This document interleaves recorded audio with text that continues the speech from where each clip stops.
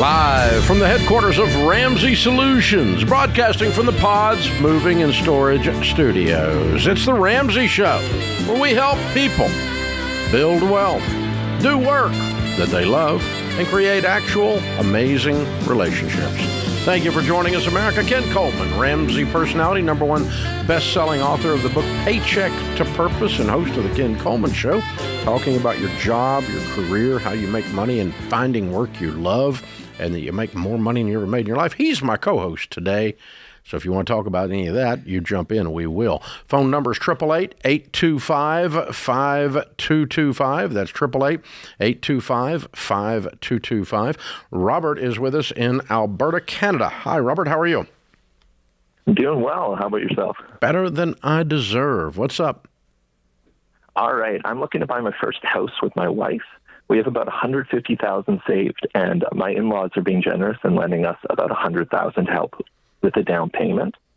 That's enough for us to get a decent townhome in our area, and that way we would only owe family. But at that payback rate they want with my in-laws, we have room for about $100,000 mortgage while staying below your recommended 25% limit. We're wondering if it's a good idea to take the mortgage, if as a result we might stay in the home longer. Or am I just trying to talk myself into debt? Well, it sounds like all of these decisions are made except the last one, so I'm not sure how much I'll be able to influence this because you all aren't going to like my answer. I would recommend you don't take out a loan with your in-laws.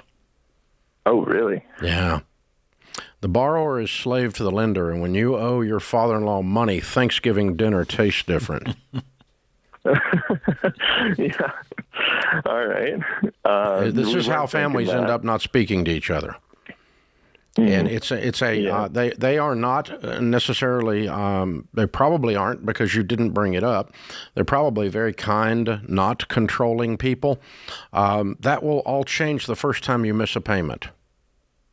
And suddenly where you went on vacation, the brand of the kids' clothes matters. Mm-hmm. They're looking at every decision you make with money as to whether they get paid or not.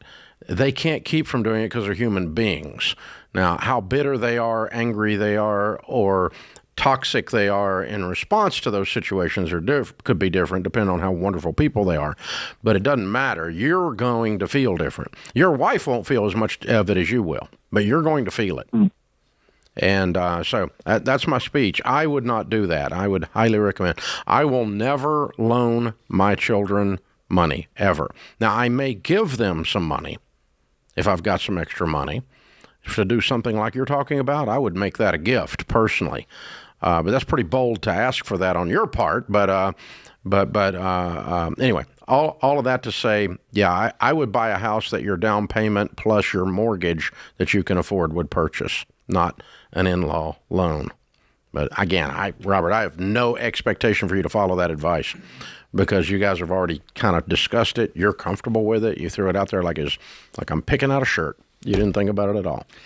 Yeah, and I hope people don't miss what you just said because the dynamic changes when you start talking about your in-laws doing anything for you. I remember before we got married, we were doing some counseling. We came back from a counseling session, premarital, and Stacy's father met us at the door, and he had been working through her finances before she came into our marriage, and she had not a huge amount, may have been about $15,000 as the student loans. And I was ready to take it on. We had already talked through it. I had no student loan debt at the time. All that to say, he surprised us and he said, we want to give you this. We want to start you all off. And it was just really, really wonderful. That's very nice, yeah. But even though it was a gift, Dave, it was still in the back of my mind. It still touches the pride button. Yes, yeah. And that's what I'm glad you called it that because it still felt like, and it wasn't my debt, but it was going to be our debt. Yeah. And it was in the back of my mind like I owed him something, and it didn't turn into any kind of tension because I got But it was over a gift. It was a gift. It was a complete gift. But if you had to pay that payment, that would have really been. It was already jacking with me just because it was a gift. And I think that's what I want people to hear. Why would you want to do that? Exactly. I have trouble, just as a general category in my life. I'm not as bad at it now. Receiving gifts. Yeah, I always have. I'm a giver. I'm generous, but I'm not real good at receiving. I'm not even good if you pick up the tab at dinner. I always want to be the guy. Where do you think that comes from? I don't know. Pride, probably. But I am much more able to do that than I am. The only time I've ever gotten in this situation personally is Sharon's dad is an absolute saint. He is an incredible, easy to get along with guy on the planet. Never said an unkind word since, and 40 years I've been married to her. I've never heard him say anything unkind, except the opposite political party. Right. Occasionally he'd say something, but sure. But and he's wrong about that. But right. But he's a wonderful guy. And when we went bankrupt, he loaned us a little money to get the house caught up and do some things. And man, he never said a single thing. It was all paid back, but my stomach. Yeah. Was not the same until I got that cleared. Yeah. You talk about, like you said, jacked with you, messed with you. Yes. And the old joke is anybody you loan money to, it changes the relationship. It does. It changes a friendship. It changes your roommate. It changes you loan money to your girlfriend. Oh, that screwed that whole thing up. Anybody, when you loan money to someone, you change it from whatever the mother-father, relationship to master slave, friend to master slave. And the old joke is if you loan your brother-in-law $100 and he never pays it back, but he never speaks to you again, is it worth it? Right. But that's right. That's the kind of thing you can get into. Now, again, I will say clearly the way Robert presented that, I'm pretty sure his in-laws are not toxic people. That's right. I think they're probably like Sharon's dad. Yeah. But it will change. Well, you nailed it. It'll weigh on him. So let's say he's talking about the vacation, and maybe they don't even look at him sideways, but he wonders, did I see a look? Did I? You start manifesting things. Yeah. To your point, your father-in-law never said anything negative, never has. But it was in your head so That's where I came up with the saying. I think you're right. Thanksgiving dinner doesn't taste the same. Because I experienced that. You did, yeah. I'm sitting at the Thanksgiving table thinking about this, and he's not thinking about it. Yeah. It didn't bother him a bit. Yeah. But because he's a kind master. Yeah. And I was a rebellious slave. That's right. That's right. Well, it reminds us of our good friend Henry Cloud, talking about boundaries. That's a boundary that I think you're right. It should always be set. Don't take a loan from family members. Folks, if you want to help your children and you have the extra money and you want to give them some money, no strings attached, no controlling, that's fine. But no co-signing for them. For God's sakes, don't co-sign for people, and no loaning. Don't loan them money. You will mess up what should have been a good, pure thing. This is The Ramsey Show.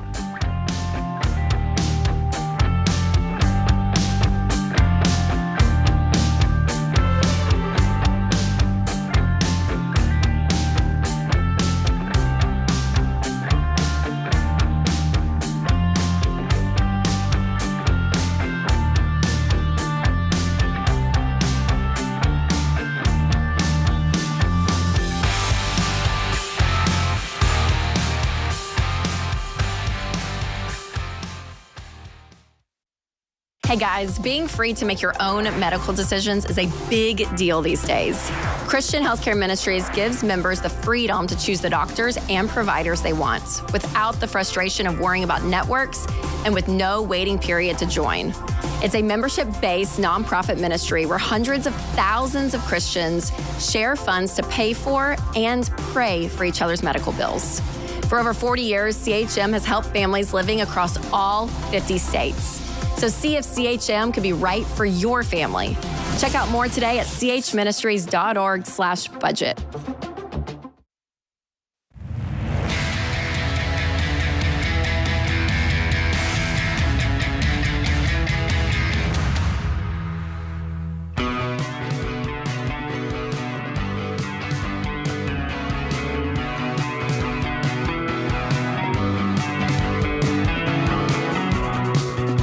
Ken Coleman, Ramsey Personality, is my co-host today. Thank you for joining us. George is with us. George is in Boise, Idaho. Hi, George. How are you? Been better. How about you guys? Better than I deserve. What's up? So I have a kind of a weird question. I'm wondering if I should get a job and Yes. or I was going to say same thing. I'm sorry. It was underhand pitch. Well, go ahead. So it's kind of a very, very unique situation. I applied to a government job back in January of this year, and I got a start date for last Monday. Long story short, my last week at my previous job that I quit, the Wednesday, HR calls me and says, hey, we gave you a start date on Monday, but it actually isn't going to happen. And we don't know how long it's going to be because it's a government job, so it has some security clearance. And she was saying that it can be anywhere from a month to a year that we can get you approved. And I asked her, okay, well, can I get a job in the meantime? And she said, if you do that, then it's going to delay your clearance and could push you back right now. So my wife and I, luckily we have no debt. We have 3 months of emergency fund, but we're just in a situation where we're not sure what to do in regards to it. Get a job. If that makes sense. Get a job. You don't let some woman from the government give you that kind of nonsensical answer like you're supposed to put your life on hold. And I don't want you to touch that emergency fund either. Not when you are able. And I don't want you to take the government job. Yeah, well, that's the red flag I hadn't gotten to yet. But what a joke. Like, would you want to work for somebody who treats you that way? No, not at all. Then walk. Get back on the horse. Get back in there. Don't touch the emergency fund. What was that job going to pay? It was going to pay about 2.5 times my salary for where I was currently at. What is that? Government facility engineer. No, how much is it going to pay, the job you're not going to take with the government? Oh, sorry, about $110,000. Okay, wonderful. And you said you're doing what? Facilities management? Facility engineer. Facility engineer. For some kind of a classified facility? Correct, yes. Okay. It's for the Navy. Okay. All right. That's why the security clearance. All right. Well, I suspect if the government is willing to pay you $110, you're probably worth more than that. A lot more. Somewhere else in the same field. And so I would start looking for a job like 4 months ago, but today will do. And wouldn't you, Ken? I mean, yeah. And here's the deal. I don't want you to just get a job. I want you to go get a job making $130 in that field. Yeah. And listen, my version of waiting always involves acting. And so I would call their bluff on that's going to mess with your security clearance. It makes zero sense to me. And as Dave said, he's right. I would bet you that you have a chance at 2 to 3x long term. Certainly possible in the short term as an engineer. Go do that work. Don't wait. And if they come calling, then you can answer. Yeah, I don't know what the percentage is, but just my walking around sense tells me that there are almost no government positions that pay as much as their mainstream counterpart. I would agree with that. I'd be shocked. If you're in accounting and you work for the government, you make 70%, 80% of what you would make in the open market as an accountant or less. But I have security. Yeah, well, guess what? They can't seem to get the security clearance going. So, I mean, there's a few things in the government that are very specialized that actually could pay more, but they're so few and far between that they're not even part of the stereotype. Generally speaking, government employees are not paid what that's correct their counterparts are in the market. Dave, I don't know if you picked up on this, but my gut, I got a little cynicism. That feels like a really polite brush off. Is what that it's like an excuse for a brush off. It makes no sense to me. It's not adding up, doesn't pass the smell test. I would absolutely walk. You know, if it was private sector, I'd believe you. But really I think this is just straight up incompetence. Could be a week to a year. It seems like a very I mean, we got this narrowed down. I just find it to be absurd to say that to somebody. But there you go. Well, I mean, again, it's not. They don't think anything about it. They don't think. Do you want to be in? Like you said, do you want to work for somebody like that? But do you want to be in that kind of an environment where that's how they're going to treat people, is like a sloth. It's like we're going to move very like what is he supposed to do with that? That's right. Jenna is in Rockford, Illinois. Hey, Jenna, welcome to the Ramsey Show. Hi, how are you? Better than I deserve. What's up? Good. Thanks for taking my call. Sure. So my husband and I were debt-free except for our mortgage. We've paid off cars. We've paid off student loans. We've been pretty aggressive on paying off our mortgage as well, trying to hit for double the amount each month. Way to go. Yeah, thank you. We have about $59,000 left to pay on our mortgage. Mm-hmm. But recently, a piece of property popped up on our radar that we're extremely interested in. It's a major fixer-upper, though, so it will take a lot of money to invest in. I'm probably thinking $100,000 just to get it up to code. Is it a good idea in this market right now to purchase this, or should we just stay where we're at, comfortably paying off our current mortgage? How long have y'all been married? We've been married for 12 years. What's the purchase price of the fixer-upper? Right now it's listed for about $320,000. And it's so bad that it needs $100,000 just to get it habitable. Yeah, and that's why we're talking the price down just to get it, figured out. But we currently own a house that in this current market is selling for about $290,000 to $300,000 itself. Mm-hmm.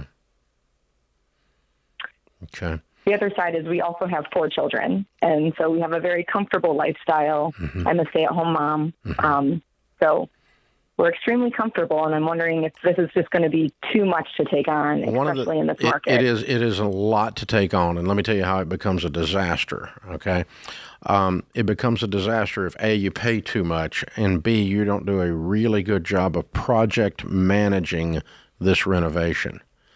Because people that have never done this before, which is you, have a tendency to end up doubling what they thought they were going to spend and tripling the time it was going to take for you to do the renovation.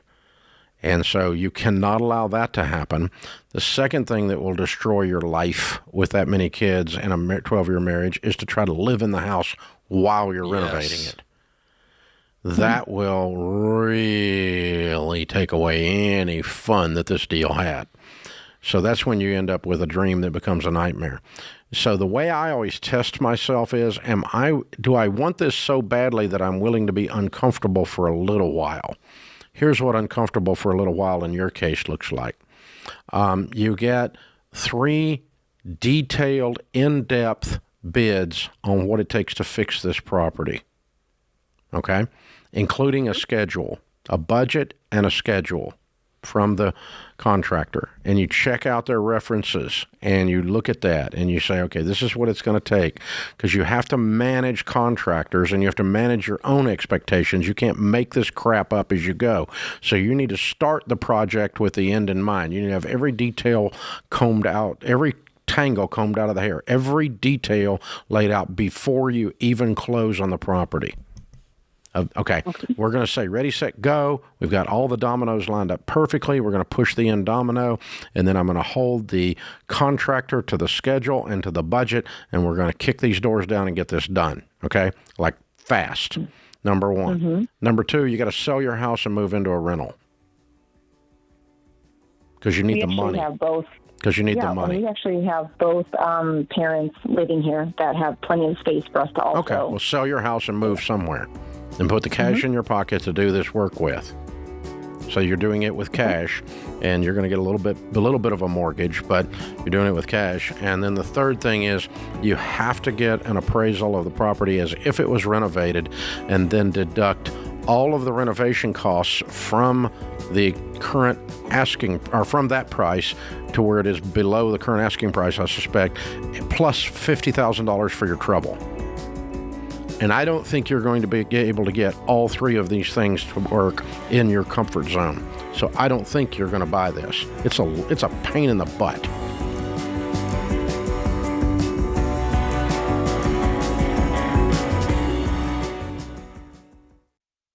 It's a competitive home buying market, but there's a way you can get an edge.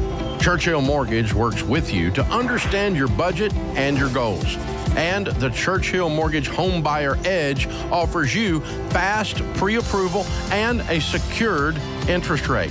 Plus, Churchill has bumped up their seller guarantee to $10,000, giving your offer the best chance of being accepted and helping you win in today's market. Go to churchillmortgage.com today to learn more.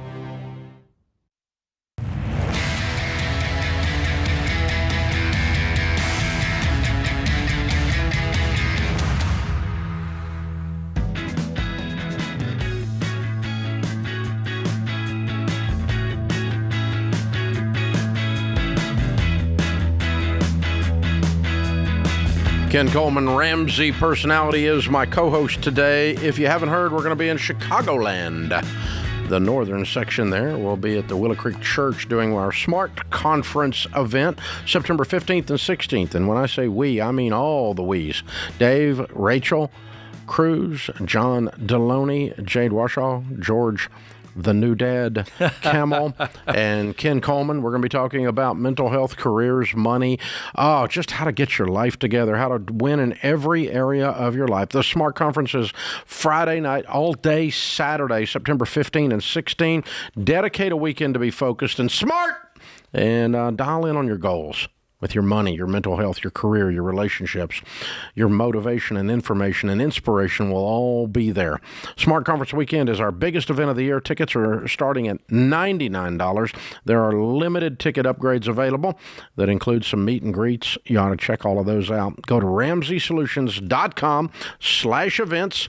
Go to Smart Conference, September 15 and 16, just a couple of weeks away. We'll be there in the land of Chicago. So looking forward to having you guys. Jeremy is with us in Atlanta. Hi, Jeremy. Welcome to the Ramsey Show. Hey, thanks a lot, Dave. Thanks for having me. Sure. What's up? Long story short, I'm afraid to go into a full-time career in fear that I'll make the wrong decision. Okay. What's the fear based on? Past experience or just something unknown? Probably a little bit of both. I was in ministry for 12 years and stepped back at the end of 2020 when we moved, and then just been working odd jobs ever since. I started my own company just doing lawn care and pressure washing, but it's not really what I want to do other than just making some side money. Is there an opportunity right now in front of you that you've got a chance to take and you're starting to waffle, or what? Or is this just considering the idea of now going back into something else? I think considering my wife works for a company and she's kind of presented me a couple roles up there that are in ministry, which is what I was obviously working before, and I'm just afraid, So what'd you drop out? What caused you to dial back and drop out? Was it burnout? Was it a toxic situation? There's something there that you're afraid of repeating, and the way you're saying it tells me that you've acknowledged that maybe you didn't monitor things, maybe you made some poor decisions. Tell me what specifically you're worried about repeating. I guess. So I got out, we moved, once we adopted our son, got closer back to family. And I just don't want to, I guess when the pandemic happened, I took on a lot of extra roles I hadn't anticipated at the church. And the church I serve at now, I really like serving with them. And I'm just fearful that I don't know if I'm supposed to go back into ministry or just do something completely different. I did the Get Clear assessment on Sunday. Yeah. Just to try to kind of what get did it say? direction. Yeah, tell us. Give me the results. So it says I was created to use my talents of imagination, compassion, and communication to perform my passions of leading, performing, and finishing to accomplish my mission of influence. All right. Well, I'm going to tell you what that means, okay? When you see that missional result, the results that motivate you, that's intrinsic. They just get you out of bed. That's a people situation. And when you talk about imagination and the compassion piece, again, that's ideas and people. It's just screaming out. That's what you were created to do. And so whether it's in ministry or it's in the corporate world, as long as you are seeing that purpose statement that you just read briefly to us, that is a job description. High level. And so you've got to be using those tools to be doing work that you really love. And that performing piece, there's a pressure to that. That performing doesn't mean I've got to be an actor or a singer. It is, I need pressure to deliver. And I'm going to tell you, you need to be in the business, and I'm talking the work of delivering people results. You see your work creating influence or transformation. Does that square with your heart? Sounds like a ministry. Yeah. Well, Yeah, exactly. And the job that my wife presented to me is a kind of a business and ministry. It's kind of 2 in 1. Well, look at the job description. How old are you? 37. How long did you work in ministry? For 12 years. Who hurt you? Yeah. Answer it. I think. No, Probably the first pastor I worked for. Yeah. So it's not what you were doing, it's that you were doing it with the wrong people. Yeah. And you lost some of your confidence when you got your teeth kicked in. Which is, by the way, why you said yes to so many things at the second church or however long the journey that was. Not being able to say no is a function of fear. I'm afraid what people will say. I'm afraid what will happen to me if I put a boundary up. And it's also a function of not having priorities, clear priorities. I say yes to these things, and it makes it easier for me to say no to others. You sound like a very sweet guy who loves people and likes to lift and help people, who's hiding from a toxic situation behind a pressure washing wand, and your wife is calling you out. That's absolutely correct. That's absolutely spot on. But here's the deal. You don't need our permission. What you need to do is decide, can I do ministry in a non-ministry job? And I want to set you free. Can you do ministry in a ministry situation that's not toxic and learn to say no? Right. And learn to go, look, right. You don't talk to me that way. I'll go back to the pressure washer. Screw this. That's right. Just walk away. Have a necessary ending if you get into a bad situation. What you've got to believe in, again, is your ability and strength to walk away or stand up and put your hand out and say boundary time. Right. And when you believe in you enough to protect you from crap happening to you again, you'll step back in and do what God's called you to do, my man. Because I got a feeling you are an incredible person on a platform. I got a feeling you've got some it factor. But even your voice tone is telling me that something's scaring you. Yeah. And I want to speak courage over you, my man. Yes. Let me tell you something, I want to Jeremy. you need to be encouraged. Let's speak some courage into this, because you need to go be what God called you to do and not let these stupid butt human beings that are out there keep you from doing it. Jeremy, here's my encouragement to you. Your fear of fading away needs to be far greater than your fear of getting back in the game. You hear me? Because you're fading away. You know it, and I know it. Your wife knows it. And you know this, my friend. You've been called, and you better do it. You better listen to that voice. And I would be terrified of fading away and watching my soul seep out of my body while I'm power washing. I wonder if Jonah had a pressure washer. I will tell you now, a pressure washer is tremendous therapy. I did it the other day. Don't you enjoy it? I got a big cut on my ankle because I shot myself in the foot with the thing. I love it. Yeah, I love it. It is a great mindless place to hide. It is. It's so good. Because you feel like you're accomplishing something. I cleaned the dock and it didn't even need to be cleaned. Yes. It was so much fun. I did my front porch the other day, and I was so proud of myself. So, Jeremy, listen, there's so much potential inside you, and everyone's seeing it, and you know it's down in there, but the fear of whatever happened before happening again is the thing that sounds to me like that you're. And real quick, Dave, I want you to go get it, man. I want you to go get it. Yeah. Hey, Jeremy, I'm okay with you taking maybe this gig to get you. It's a bridge. Let's get some momentum back while we're picking the next ministry position. Get some reps in where you ride the bike again without the training wheels. I agree. It doesn't have to be right back into ministry is the point. But let's move forward. Let's get out of what you're doing now. Let's get back in the game, get that spine straight, chin up, looking forward, excited about the future, not stuck in the past. Yeah.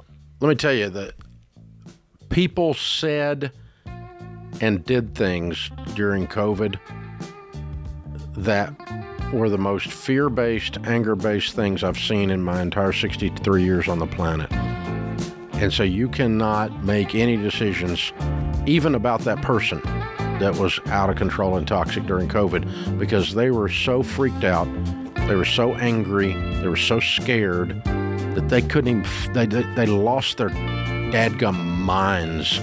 Some of y'all have forgotten that. but that really happened, and the result is scars on other people. This is The Ramsey Show.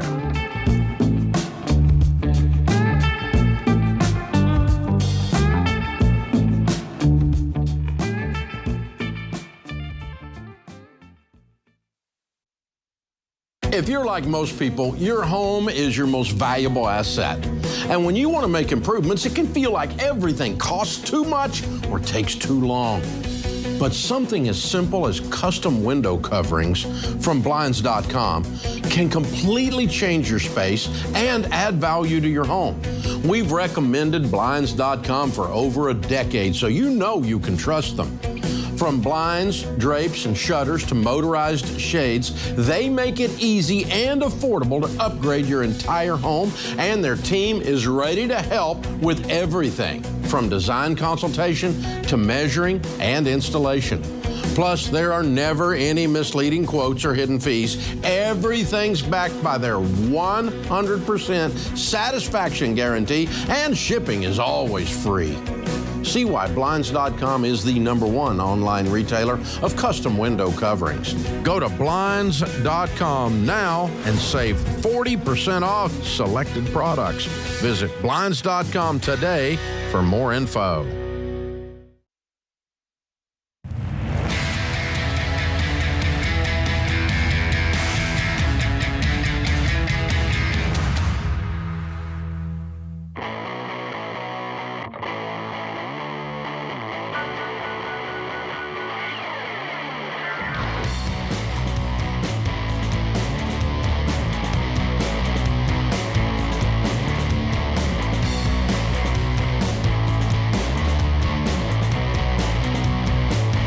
Ken Coleman, Ramsey Personality, is my co-host today. Thank you for joining us, America. It's a free call at 888-825-5225. Victoria is in Atlanta, Georgia. Hi, Victoria. How are you? Hi, I'm doing good. Good. What's up? So essentially, this past May, I graduated college at 20, and now I'm in a PhD program. And my parents were very generous, and they said all of the money you earned in scholarships we're going to give to you at the end of your graduation, as long as you get good grades and you graduate, which ended up being $100,000. Wow. Way to go. So what are you getting your PhD in? Aerospace engineering. Very nice. What do you plan to do with that? I hope to work on future human space travel. So what do space stations after the International Space Station look like? Wow. I don't know much about that space in terms of the career side of it. Why does that require a PhD? So I'm really interested in a lot of the systems engineering work and a lot of advanced materials and advanced manufacturing work. How long will it take you to get the PhD? Yeah, so it's probably going to be about 5 years. Why? Most PhDs don't take that long. Because the program I'm in, they pay our tuition and they give us a stipend. Oh, you're working? Yes. Oh, my life just changed. Yeah, she's getting paid to get this PhD. Yes, I am getting paid to now I'm going with the 5 years. How much do you make? I make $2,500 a month, so not much, but a stipend. Okay, and that's going to take you 5 years. I'm not as excited as I was a minute ago. I thought we had a real job. You've got an intern job. Okay. Yes. And let's answer Dave's question, Victoria. Why does this PhD? I know you're interested in it, but does it set you up to do the thing you want to do to the point that if you don't get it, you're not qualified to do it? That's what we're trying to get at. It is possible I could do it without it, but it would be a lot harder. Mm-hmm. I would, at minimum, likely need a master's, and the PhD program I'm in, I can master's out of, which I am considering. Okay. Good. Okay. Yeah. I would like for you to master's out and get the big girl job, and then work on your PhD while you're making $200 a year. Yeah. Yeah. That's kind of what I'm thinking. Yeah, but agree. I don't know what I'm talking about is my problem, okay? Because I don't know enough about your space. But that just, I worry about being overeducated and underpaid for anyone. Mm-hmm. Yes, that is a big fear of mine, too. And so overall, though, you've got an incredible brain, obviously, and you're obviously good at using it. Congratulations. And I feel safer already on my rocket ride, and Yes. that's not going to occur. But so what are you going to do with 100,000? That's what I'm calling you for. I'm really not sure. I've kept my budget pretty low, and I'm living within my means on that stipend. I'm just not putting anything into savings. And so my thoughts are like, do I just throw that $100K in like a 5% high interest savings? Yes. Or Yes. is that all I do? Yes, for right now, until we get the next steps on the career going.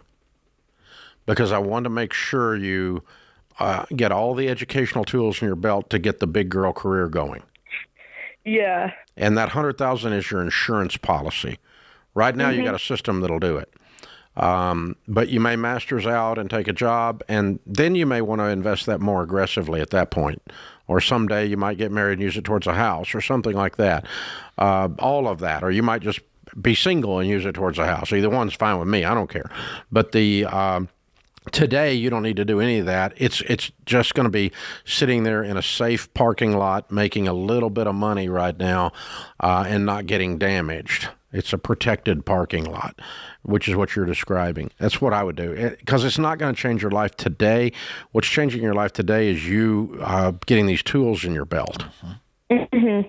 That's my thoughts. Yeah, and I just wanted to make sure. It seems like I got given this great gift, and do I just like lock it away for the next couple of years? Yeah, for a couple of years, but not for 20. Yeah, For two. When would you get out of the master's program? Is that a 2-year deal? A year and a half. Yeah. I want to make sure you understand what we're trying to do is fast forward all of this financial opportunity that you're going to be really presented with. Get the master's, get a great gig. To your ability and your brightness, someone is going to pay for your PhD, and you do that as you go. And now you're earning a lot of money.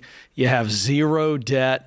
Now the 100,000 comes into play as we invest, take care of those life issues. That is a beautiful plan, as opposed to not making any money for 5 years at a $2,500 stipend. That's about $30,000 in stipend, and that really holds you back. And I haven't ever asked Dr. John Delaney about this. He's the only person around here that's got 2 PhDs that I'm aware of. Yeah. But to me, I'm Mr. Experience guy more than, I've gotten a lot of my knowledge that way. Right.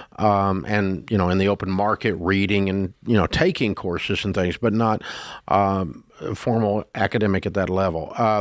To me, getting your PhD while having some life experience would probably put color on the PhD that is different than doing it in a vacuum, in an academic vacuum. Yeah. Like, for instance, I met a pastor earlier in the summer. We were traveling and got to spend some time with him, and he was at the end of his career. He was retiring, and he had just finished his PhD. And he started telling me the subject of it, and I was enthralled. We ended up getting his dissertation out and reading through it. It was really, but it was the PhD was not it was not a career advancement thing. It was it was almost the dissertation on his life.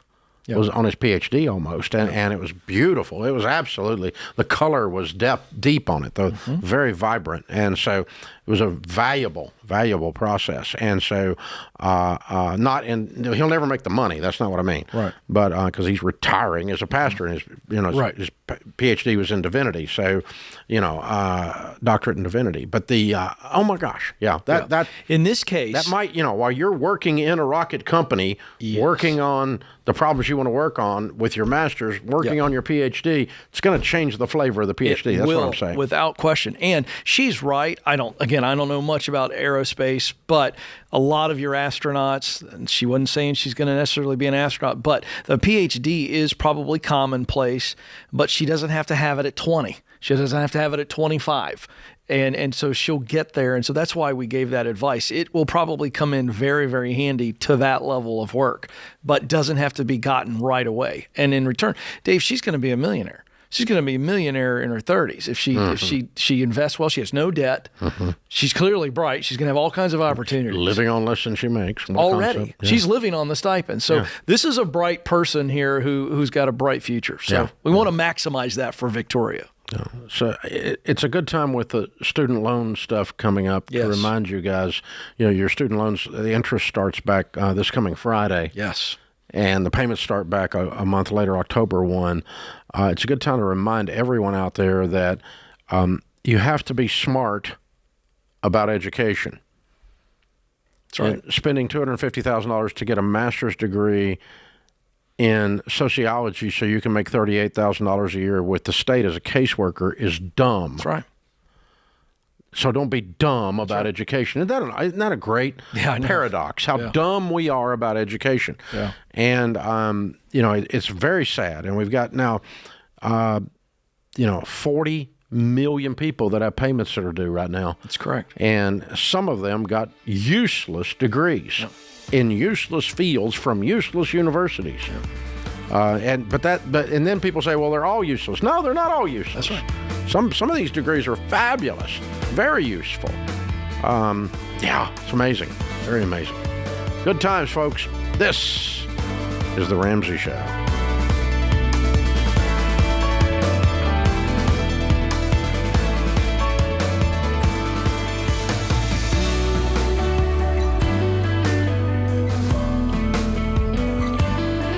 Hey folks, Ken Coleman here. Did you know The Ramsey Show is one of the most popular podcasts in the world? Get your daily dose of advice on life and money.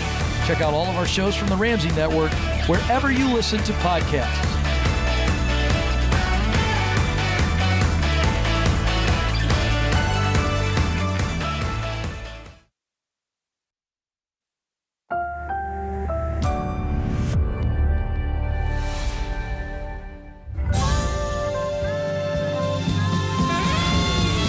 Live from the headquarters of Ramsey Solutions, broadcasting from the Pods Moving and Storage Studios.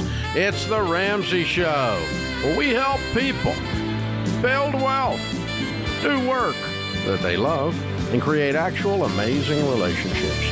Ken Coleman, Ramsey personality, #1 best-selling author of the book Paycheck to Purpose, and host of the Ken Coleman Show, where he talks about your job, your career, you making money doing something you love, and a lot of it. A lot of what you love and a lot of money. He's here to help. The phone number is 888-825-5225. Amanda is with us. She is in Gulfport, Mississippi. Hi, Amanda. Welcome to the Ramsey Show. Hey, y'all. Thank you for taking my call. Sure. What's up? Okay. My husband and I, we are 34 and have 3 kids. We have about $70,000 in debt, and we're starting baby step 2. So I'm trying to figure out, what we can leverage to get this paid off. Okay. The question was, we have a Roth IRA worth $20,000 that we opened about 6 years ago. My husband opened it through Fidelity, I don't know, before Dave Ramsey. Anyways, what would be the consequences of us cashing that out? Is that something you recommend, or do we never recommend that? No. Okay. You're taxed. You're at a 10% penalty, and you're taxed at your tax rate on the amount of growth in the case of a Roth that's there. So, and I suspect most of that is growth, actually. So, it's like borrowing money at 30 or 40% interest. So we would never do that. Okay. No. Yeah, so that's actually not a shortcut. It's a shortcut, but it's a shortcut that costs you so much it's not worth it. So that's not the plan. So what's your household income? We gross about $120,000 a year. Cool. How much of the 70 is your car payment? I own my vehicle. My husband's 2022 truck is worth $30,000. So he has about a $600 note. Yeah, and so there's $30,000 owed on the truck? Yes. Okay. All right. There's your shortcut if you want one. Uh-huh. Okay. He won't like that, but I think she may have floated that idea once before. Breathe now. I've already thrown that out there. How did he respond? Well, it's a new to him truck. This was in our, our stupid days, and about a year ago we did this. And, I know. How did he respond? I think I know, but I'm just curious. How did he respond? Well, this was a present for getting his master's and getting a big boy job, and so typical middle class stupid.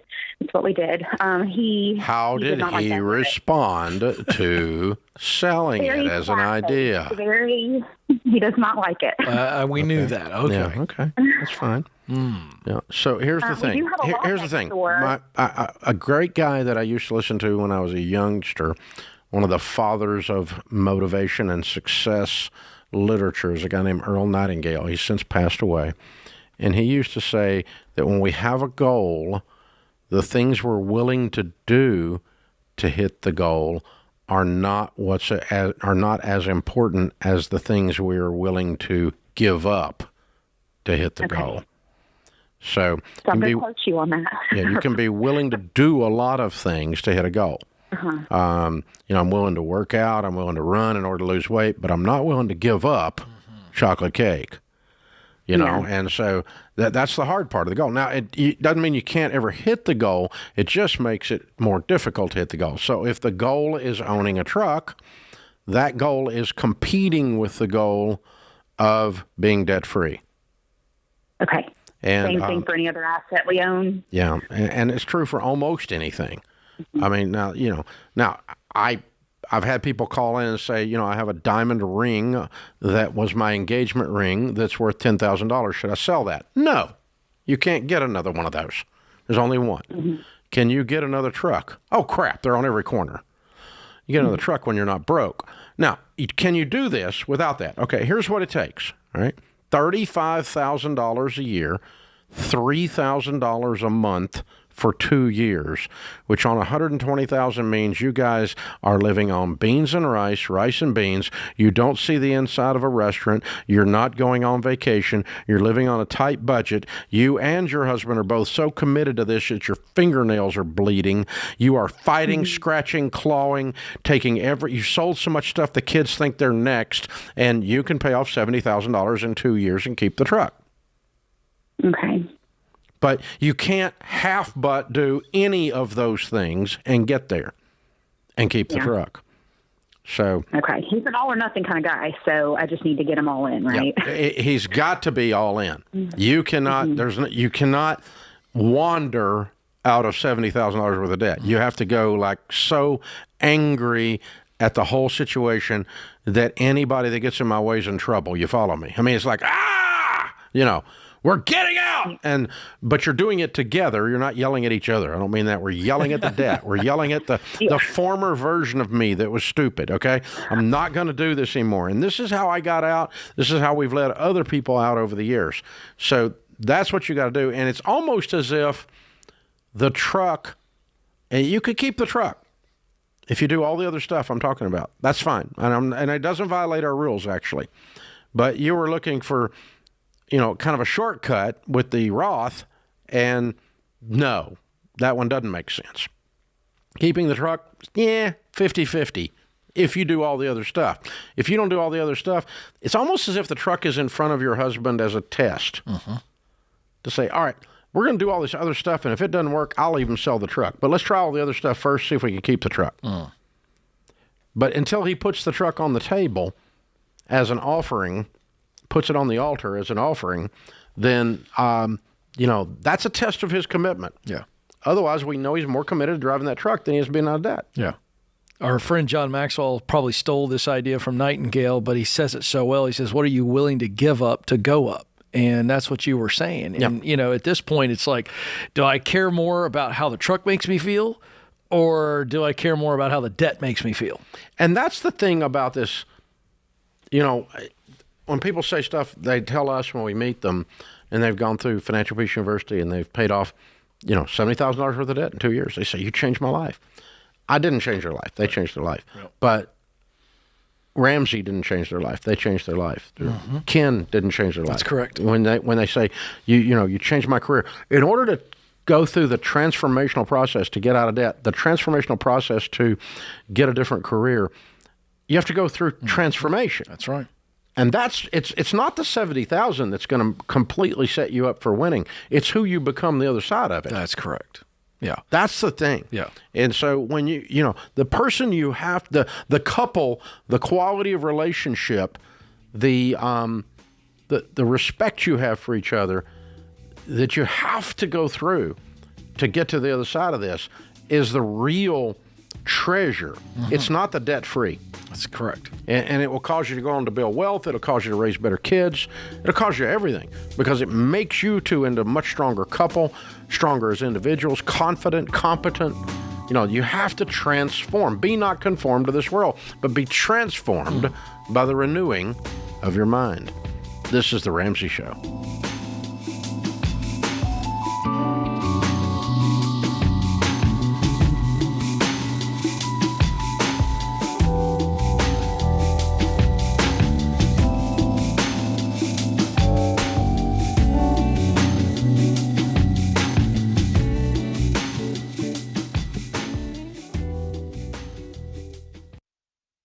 Hey, if you're in over your head with student loans and tired of getting calls from collection agencies, if private student loan debt is taking away your financial peace and you don't see any way out, you need Y-Refi. They're not a debt settlement company, and they're not connected to a bank. Y-Refi refinances defaulted private student loans that other places won't touch and gives you a custom loan built for you based on your ability to pay. So when you refinance your private student loan debt with Y-Refi, you'll have a payment you can afford with a low fixed interest rate you couldn't get anywhere else to help you stick to your budget and work the debt snowball. And you can save thousands of dollars. To learn more about this custom refinancing option and a lump sum payoff option you could qualify for after 24 months, call 844-2-RAMSEY or go to yrefi.com/Ramsey.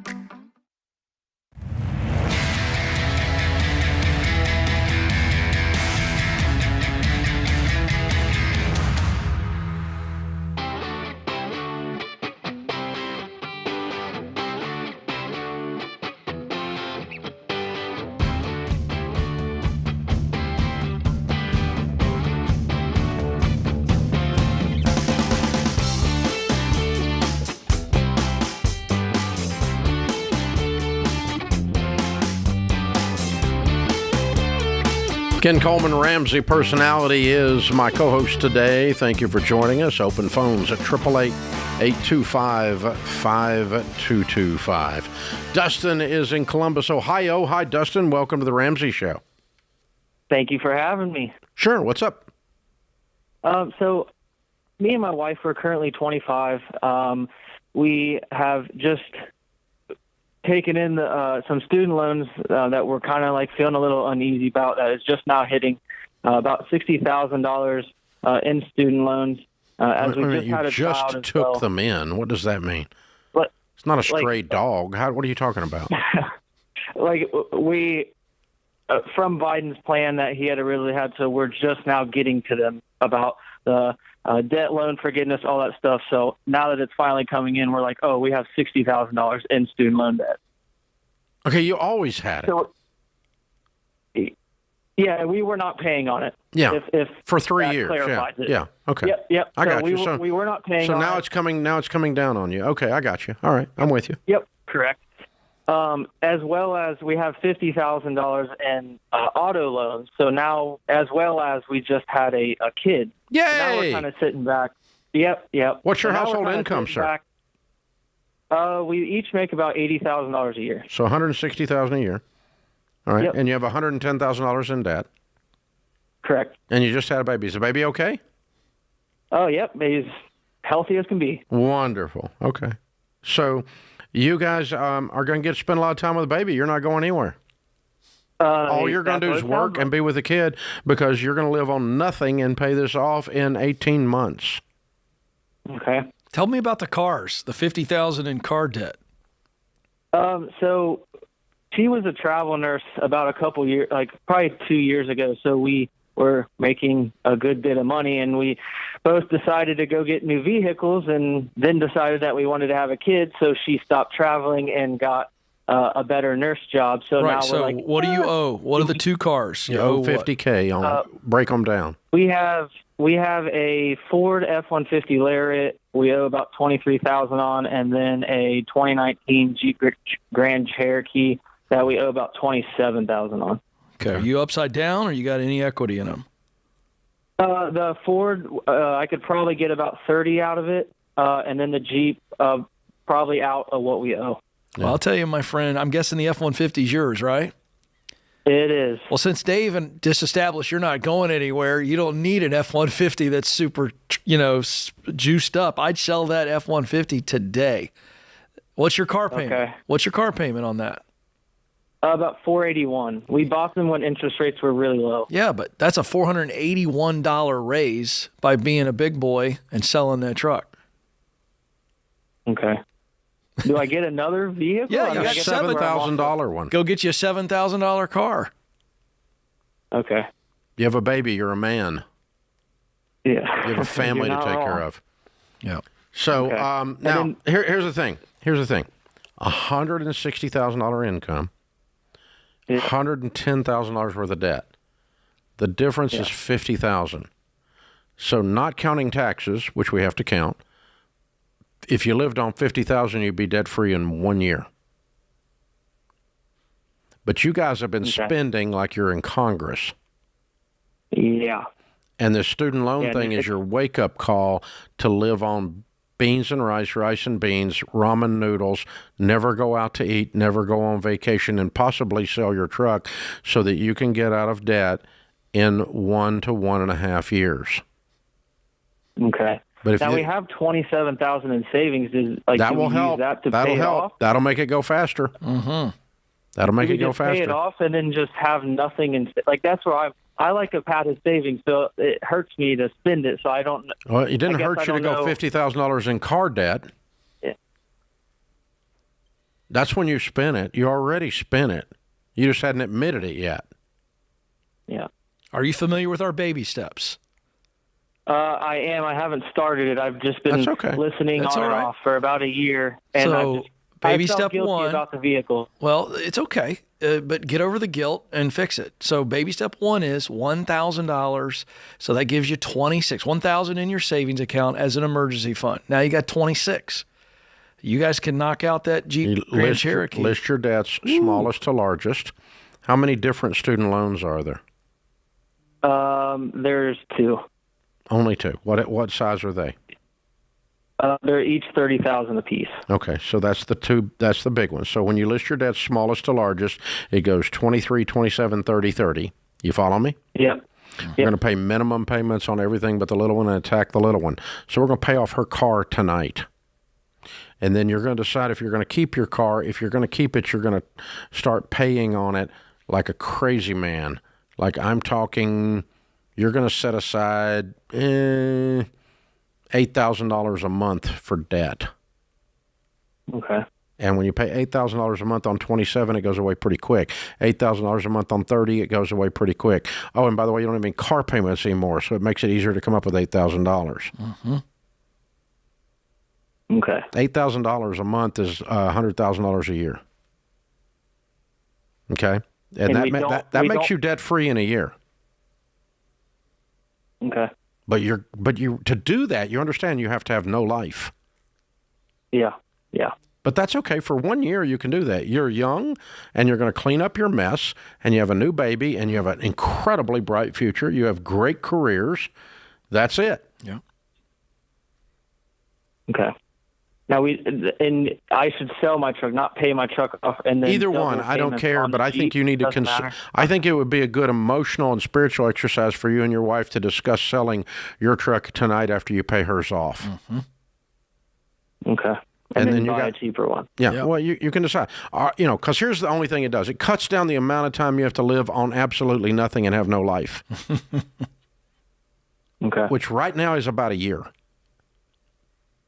Okay. Now, as soon as you have no debt at all, Then you're going to build your emergency fund up and have that comfort again of 3 to 6 months of expenses set aside. That's your baby step 3. We're going to help you with all this because I've been right where you are, Dustin, where I've done stupid things and I had a baby and I didn't know what to do and there wasn't anybody to help me and tell me, and we're here to help you. So we're talking real straight to you and telling you the truth because we love you. But we're here to help you. So we're going to put you guys into Financial Peace University, and we're going to pay for it. Okay? And you guys, it's a gift to your baby. You're going to change your whole family tree, young man.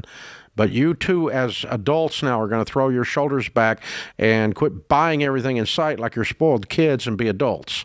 Adults devise a plan and follow it. Children do what feels good. Yep. And so you're not going to do what feels good. You're going to do what's right, what's smart for the future. So the 30 and 40 and 50-year-old version of you two looks back and says, wow. See, Dustin, the year I filed bankruptcy, I was 28 years old. Rachel was born. And from then on, I've never borrowed another dime. From then on, I've tithed at my church every single week, 1/10 of my income. From then on, I've been on a budget for the rest of my life. From then on, I don't buy anything unless I pay cash for it. From then on, because I said never again. And the negative thing was I lost everything I owned. The good news was it completely changed my life. And you got the opportunity to do it without losing everything. It's called growing up. And we all get to do it. Some people do it at 52. Some do it at 22.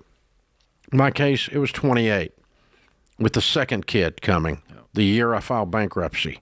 So you don't have to do that. You don't have to be as dumb as I was.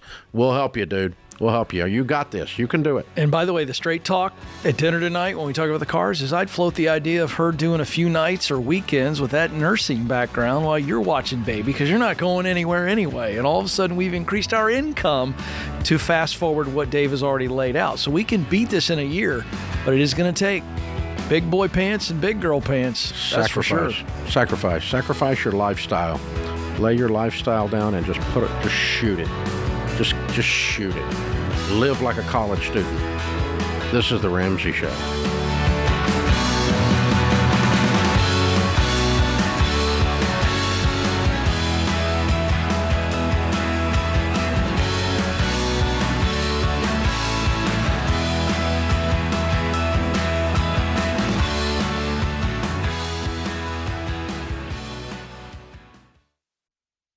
Hey, Dr. John Deloney here.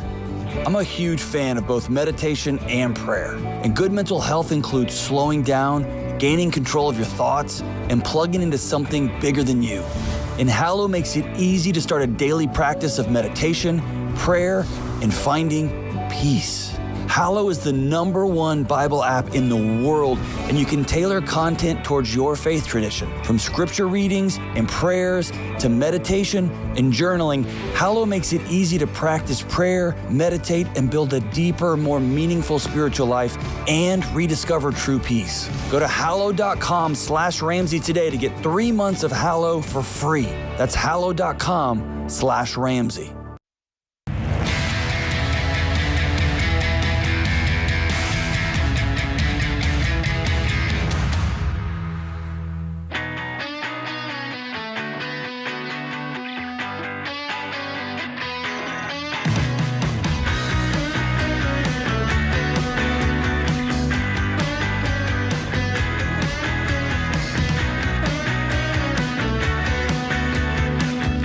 Ken Coleman, Ramsey Personality, is my co-host. Our question of the day is brought to you by Neighborly, your hub for home services. Neighborly has 19 service brands nationwide and a network of local service pros. Molly Maid, Mr. Rooter Plumbing, and 5-Star Painting, just to name a few.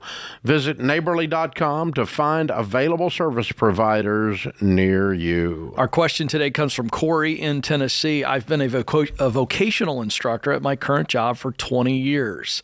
They aren't interested in learning anything on any level. The students are very disrespectful. The bad behavior is encouraged by decision makers. I have also worked at my church with young people for 19 plus years, and I'm honestly burned out on kids. I need to work, but I don't have much debt, but I do have some. I just don't want to earn pay being disrespected on a daily basis and seeing the toxic behavior encouraged. The state of Tennessee, my job in the state of Tennessee requires retirement at 25 years Excuse me, I messed that up. My state of Tennessee job for retirement is 25 years at 55 years of age or 30 years of service. I'll only be 49 if I stay for 30 years. So I don't know how that will pay out. I think I can do better and start making more money. I'm currently thinking about pursuing CDLs to start a driving career. What do you think? Should I quit my job? I couldn't even get through it because you need to leave, my man. Now, don't leave without moving into something, but there's no question you are not in an environment that you have any control over to actually change. When you put yourself in an environment like this that is very institutionalized and very systemic as it relates to government leadership, you're not going to be able to change it. So quit banging your head against the wall. I love the idea of moving into something else. Let's get qualified for it. And then let's move on, because financially you don't have the margin and you've got debt you got to pay off. So let's stay in the role. Let's get a couple part-time gigs if you can do it. If nothing else, just to get some relief from this current day job that's just beating the snot out of you. Yeah. But let's move on to something else, and as quickly as possible. So quit working with youth at the church today. Yeah. That's easy. That's a no-brainer. They don't need you because you don't like it, and they can tell. Yeah, and so can the kids, right? Yeah. So it's good for the kids for you to quit. It's good for you to quit. So that's one incremental thing. It sounds like you actually like teaching. Mm-hmm. So I don't know where CDL came from. That sounds like something flew in midnight cable TV or something. I don't know. That just sounds bizarre. You know what it is? It's like sitting behind a big escape. That's right. I don't have to talk to young people. I don't have to talk to anybody. Yeah. And I'm in a big truck, so nobody can make me mad. You know, I mean, it's, oh my God. No, I don't think that's a career choice. I think that's just you're running away. Sure. And so, I think you need to go take Ken Coleman's career assessment and figure out. I mean, it's like $20 or $30 at our website at Ramsey Solutions. Okay, figure out some things you need to do, and then you don't need to run from something. You need to move to something. And the CDL is just you running from something. But you have 5 weeks to, I'm making this up, to select something to start moving towards, and then I'm going to give you 4 months to move towards it. Yeah. So you need to be out of the church teaching business by the end of the day today, mm-hmm. and you need to be out of the state teaching business by the end of the year. Yeah, yeah. And if you don't give yourself some deadlines, you'll bathe in the sewage. Yes, because you're comfortable with what you know versus what you don't know. And I know. And I think, Dave, you make a very good point. There was a season of life where you were excited about being an instructor and a guide. And to the extent that you might be able to move to another state agency where you are in training, that is still the heart of instruction, of guiding people.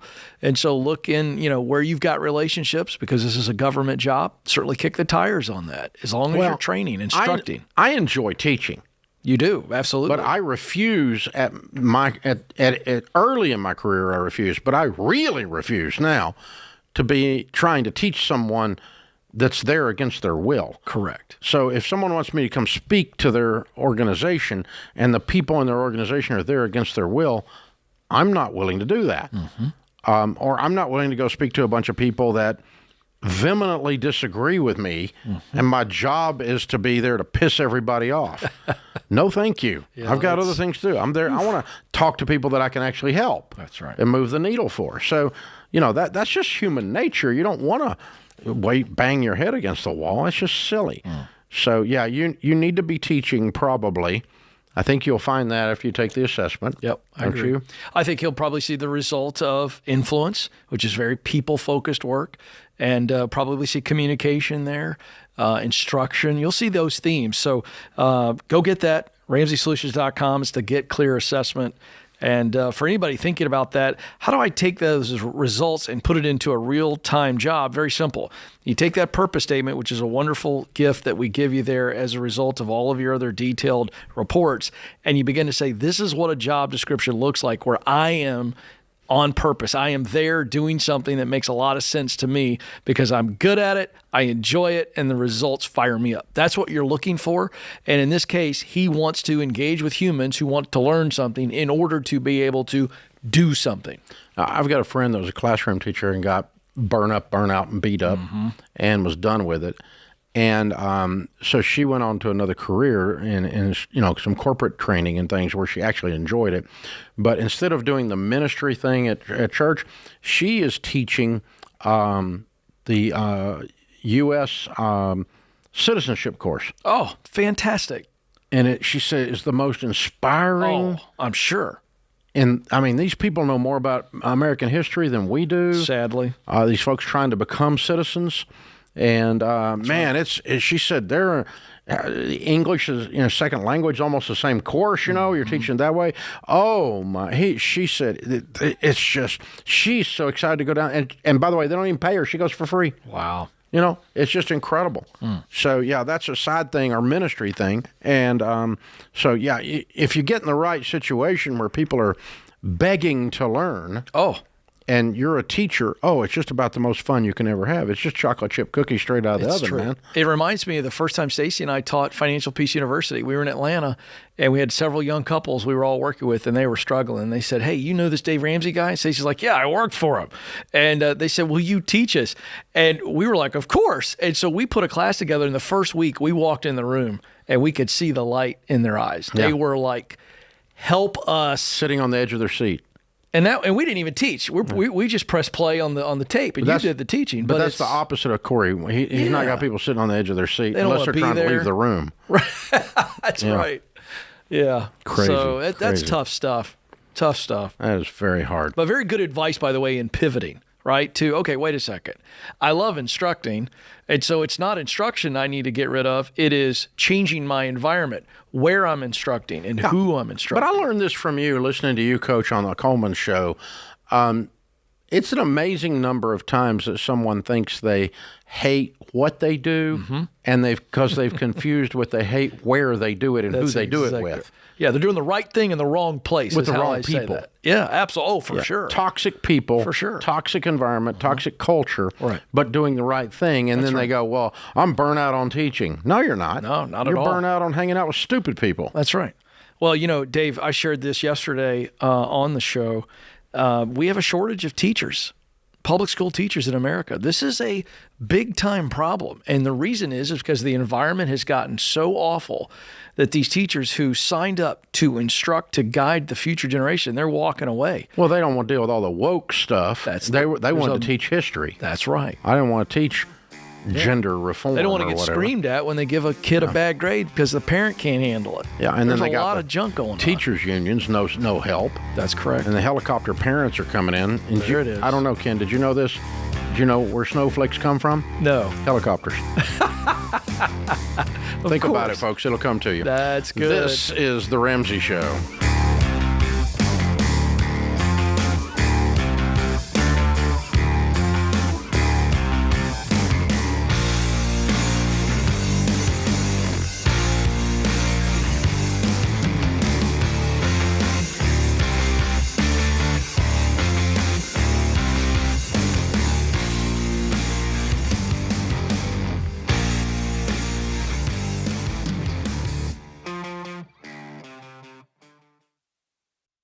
Well, you've all played the telephone game. The first person whispers a message to the second person, who whispers it to the third, and so on around the table until the original message has completely changed.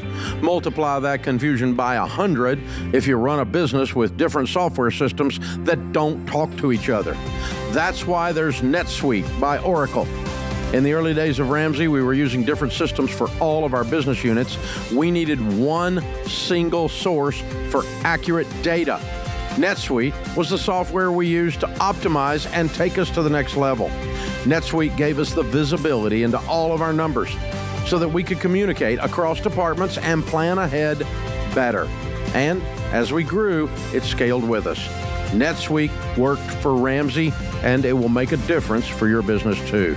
Join the more than 34,000 customers who trust NetSuite to help make them smarter and make better decisions and level up their operations. To learn more, get a free product tour at netsuite.com/Ramsey. That's netsuite.com/Ramsey.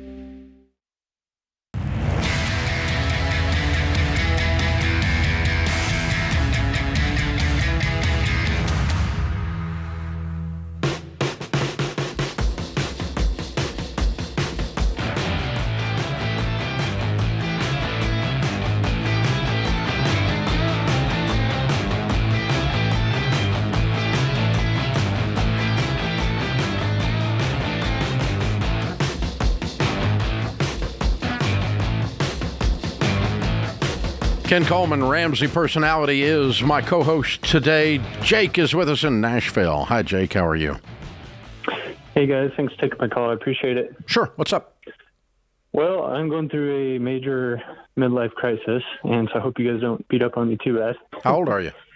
I'm 35. Okay. And tell us about it. Yeah, so I want to hit a reset button kind of on my life with what I do for a living and also where I live. I guess before I dive into that, let me give you just a quick overview of our finances. So we have a good budget. I'm married. I have 3 kids. We're in a suburb of Nashville. We've got our emergency fund of 6 months. We got low living expenses. We got about $32,000 in a 401k. I make about $130,000 salary, and then last couple of years I started doing side hustling, and I ramped that up to about $120,000 a year, doing HTML development. It's kind of a niche and high demand. Doing what? HTML. Oh yeah. Okay. Good. Okay. Yeah, and we owe about $100,000 on our home. It's worth about $600,000. We've been pretty aggressively trying to pay it down. It's 2% interest rate, and we prepaid it 2.5 years just to give us a buffer, so we don't owe anything on it till March 2026.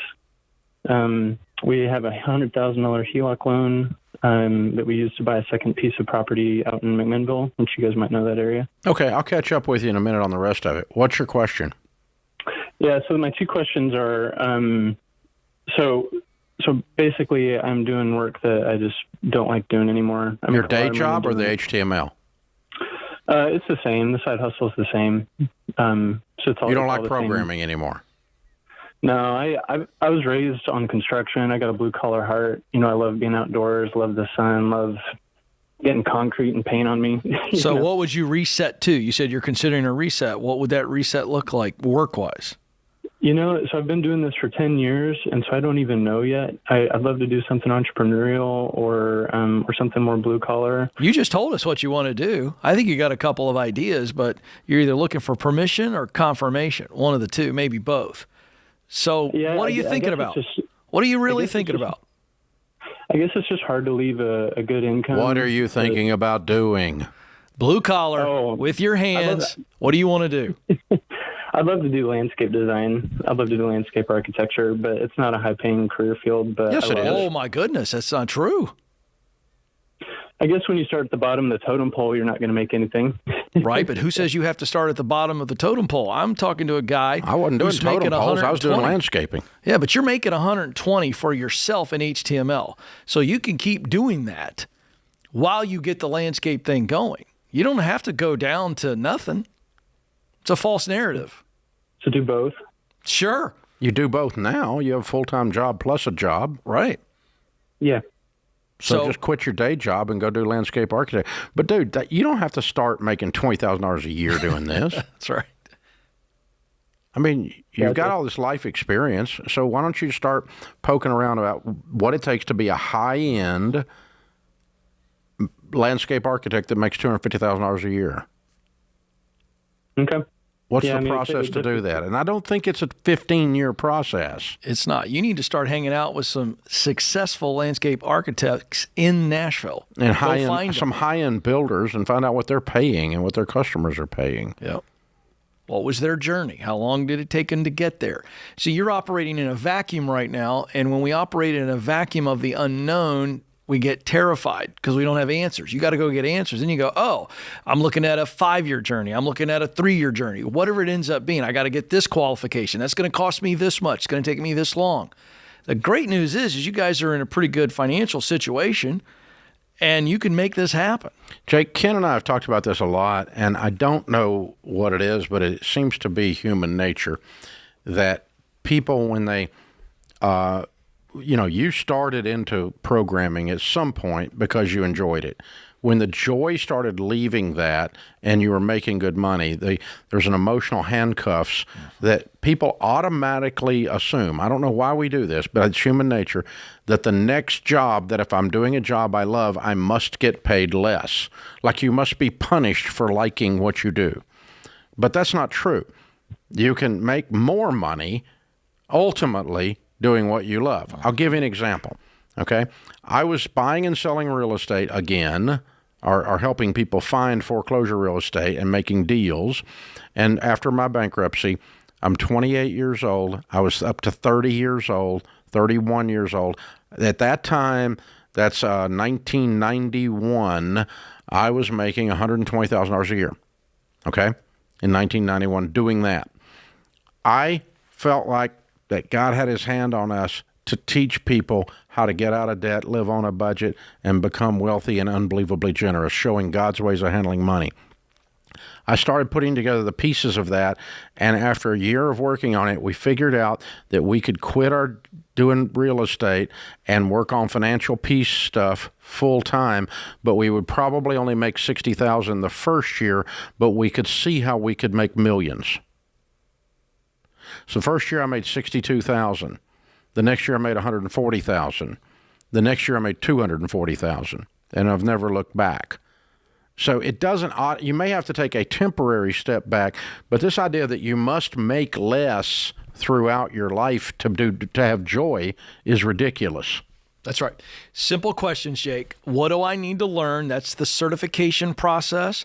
That's also sitting with successful landscape architects to figure out what the journey is. Now we've got some wisdom, not just knowledge. That's what I need to learn. And then how do I get about doing it? What do I need to do? What do I need to learn? What do I need to do? When you get the answers to those questions, it's not so scary. And again, you've got great side income right now. And I want you to get rid of that HELOC, by the way. Let's get rid of that. Yeah. And work the baby steps to do that. Turn it into the snowball. That is it. And just move forward with confidence. Now, he's talking about moving as well, and you may want to move. That's okay. May want to, sure. So I'll move to something cheap. Listen, if you take your day job of 120 and you get rid of it, and you move into a landscape thing and you only make $60,000 the first year, yeah. Then the next year you make $120, and the next year you make $240, and you quit the side gig, that's a 3-year plan. Yeah. And he'll be thrilled. And, and you're not stuck. No. And yes, you should do this. You absolutely should do it. You got to honor that. By the way, it's very interesting, Dave. You and I've done this different ways, but, I've never had somebody call in and go, I'm not sure. And then when I push him and you go, what are you thinking about? Then he spits it out. He's been thinking about it, but it's that permission thing to say, wait a second, I can change. I can leave a job doing HTML, making really good money, and I can go do something that's completely different, blue collar, to use his phrase. But you don't have permission to assume that you're going to make less. Correct. Let's go get answers. I remove the permission for that. You need to assume you're going to make more. We've taken that away. Because you're going to be good at it, and you're going to choose your clientele that has money. We're not doing landscape architecture for poor people. We're going to do landscape architecture for rich people who give us big, juicy checks for putting their bushes in the right place on their house. Oh, my God. Come on. That's Seriously. Right. You can do this. And you don't have to dig all the holes in order to be gratified. That's silly. So you can do this. You can absolutely do this. Landscape architects in an area like Nashville and it can do very, very well. You're talking about you can be a solopreneur or you can build a nice company with all of the building, and real estate better than I do. Oh, yeah. You can do quite well around here. Very good. Well, you take a commercial building like this, we paid the guy to do that. Gee. Well, I tell you what. That's serious, man. Here's something I want to encourage people with. You feel stuck, but you're not stuck. What happens is you've chosen to stay put because you're afraid that something bad will happen if you move forward, or you don't believe that something good will happen. That's just good old-fashioned fear and doubt, Dave. And you're not stuck. You've just said, I'd rather stay still than deal with confronting those two false narratives. That's how it's done, boys and girls. This is The Ramsey Show.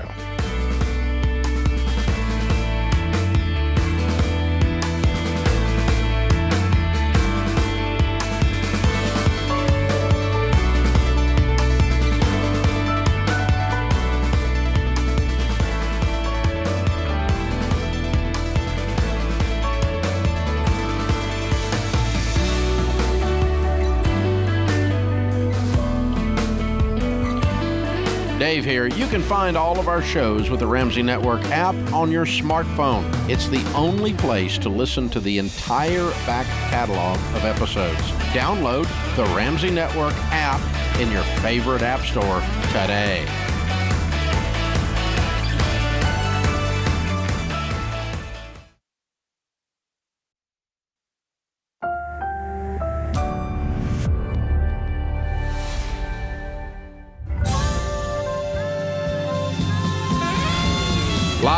from the headquarters of Ramsey Solutions, broadcasting from the Pods Moving and Storage Studios. It's the Ramsey Show, where we help people build wealth, do work that they love, and create actual amazing relationships. Thank you for joining us, America. I'm Dave Ramsey, your host. Ken Coleman, Ramsey personality, #1 best-selling author of the book Paycheck to Purpose, and host of the Ken Coleman Show, where he talks about work and careers, is my co-host. Open phones at 888-825-5225.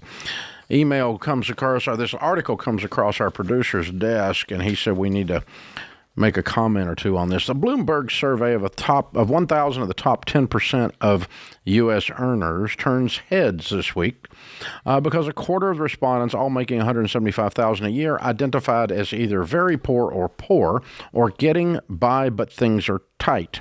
Over half of those surveys, dubbed the regular rich, said they worry about money.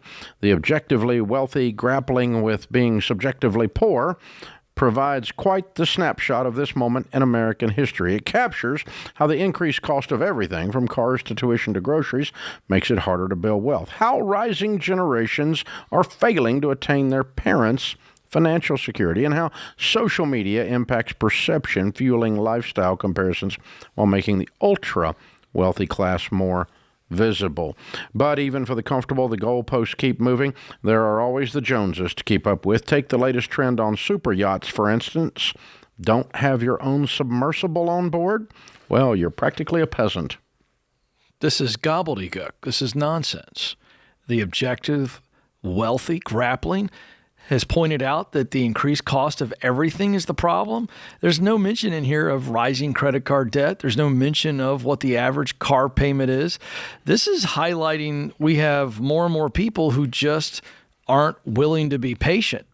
I like to get behind the problem of the problem of the problem, and this is just highlighting that people are griping about making $175,000 a year. Inflation sucks, Dave. I got 2 teenage boys, and yeah, my grocery bill's gone up to feed those guys. They eat a lot of food, but I have margin, and if I don't have margin, I can make margin.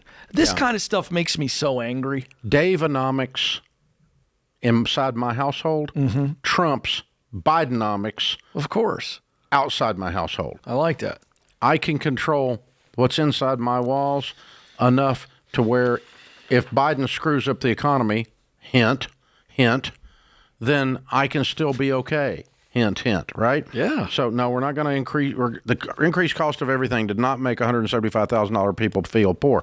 Yes. What made them poor was $1 trillion in credit card debt, $1.3 trillion in car debt, and $1.7 trillion in student loan debt. There it is. All of those with a T, trillion.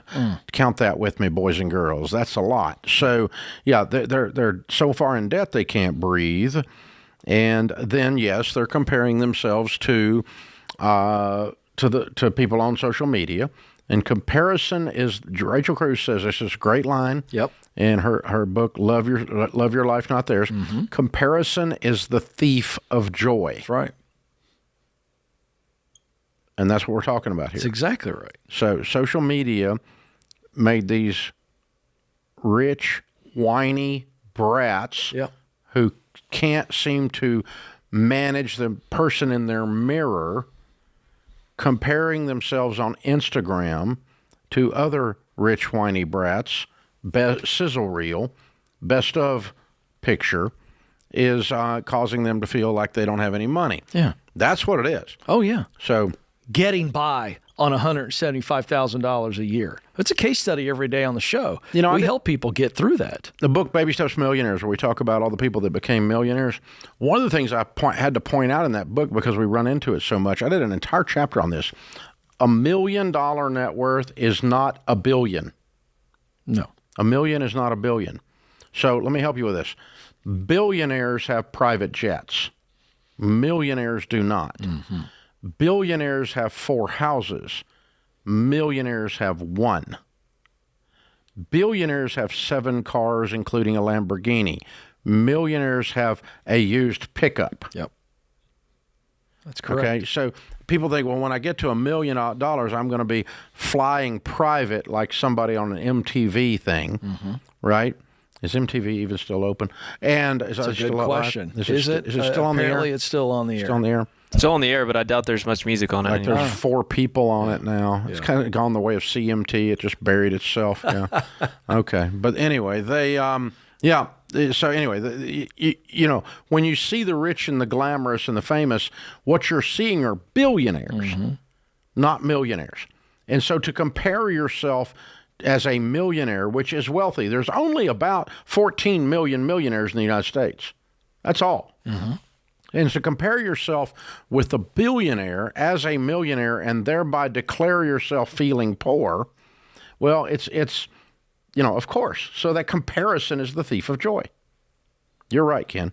You're exactly right. I mean, the opening of this article, and this is we got to pay attention to this, folks, because this kind of stuff right here that, oh, I don't feel like I've got much money when I'm making $175,000. The problem is your feelings. You felt you needed a car that you can't afford. You felt you needed to go to a college that you couldn't afford. You felt a lot of things. And let me tell you where this goes, Dave. People told you your feeling mattered. Right. It doesn't matter. And so here's where this goes. This is the kind of garbage. These articles are popping up more and more. This is where universal income starts to get a hold. Pay attention to this stuff. Just watch for it, folks, because when I can't take care of my bills, then I need someone to come rescue me. And you got a bunch of people going, I can't afford my bills. Bail me out. Bail me out. Bail me out. And this stuff is insidious for younger generations. That's the thing we got to keep our eyes out for. I'm telling you right now, we're seeing it tested. Several mayors in very left-leaning cities are testing universal income right now, and it's all because people don't want to have to deal with their own feelings and the mess they made for themselves. So they just go, take care of it for me. Let me tell you. Watch for it. Personal finance is not a feeling. It's a math thing. That's correct. And so here's a feeling for you. If you don't have the money, don't buy it. See, that's not a feeling. That's a principle. Yeah, it's maturity. But I want it. That's a feeling. But I'm going to throw a fit like a spoiled 3-year-old on the cereal aisle. That's a child. It's a child. And I deserve it. You don't deserve anything. You haven't earned the money to pay for it. Come on. You know, don't tell me you deserve something. You don't deserve anything. Shut up. Call the wambulance. Seriously. If you deserved it, you could work and save up the money and pay for it. Then we can say you deserve it. So people say, Dave, you need to quit saying better than I deserve. Better than I deserve is not a statement of contentment. That's a spiritual statement. I deserve hell and I'm not going because of Jesus. That's better than I deserve. Better than I deserve is a statement of spiritual grace. It's not that I don't deserve the success. I deserve the success. I've worked my butt off for 40 years at this. And now I'm an overnight success. Operating word, work. I don't even have to for the last 2 decades, but did it anyway. Hello. This is The Ramsey Show.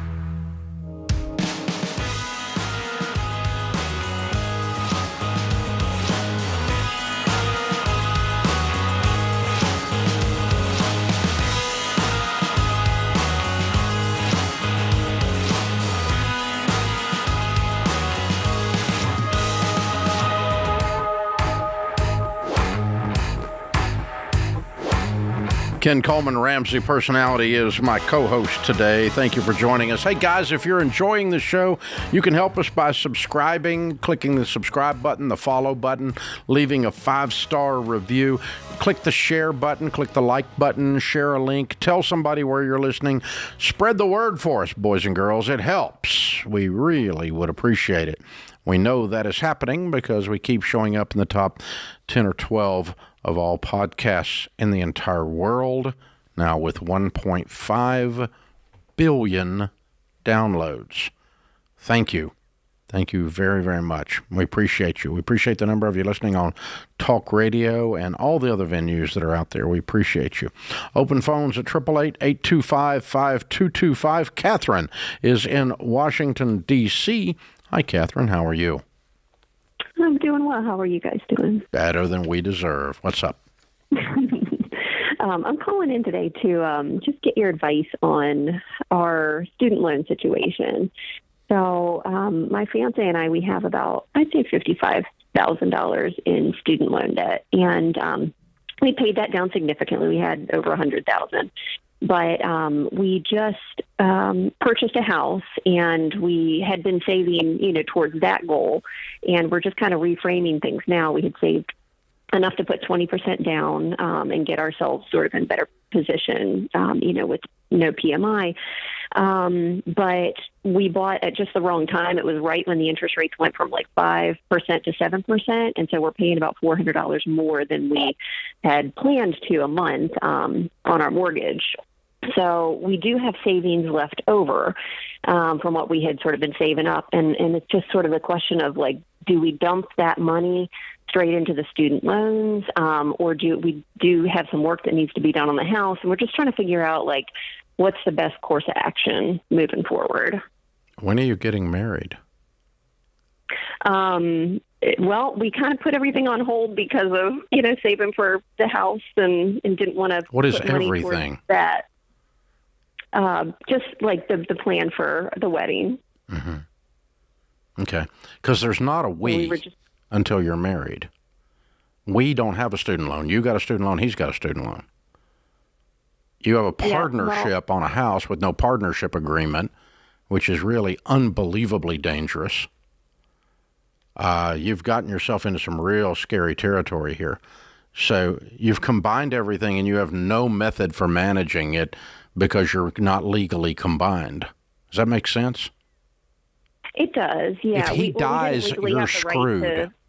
We didn't really have the right to get married for a while. My partner's a woman. So, we've been together 17 years, and I feel pretty comfortable with that. But, I hear you. Okay.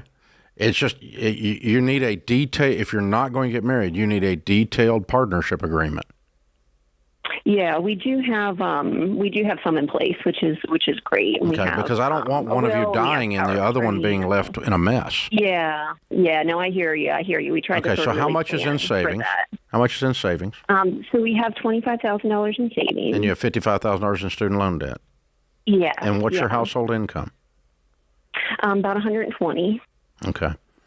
So if we throw 25 at the student loan debt, that leaves us 30 in student loan debt. How quickly does it go away, making 130?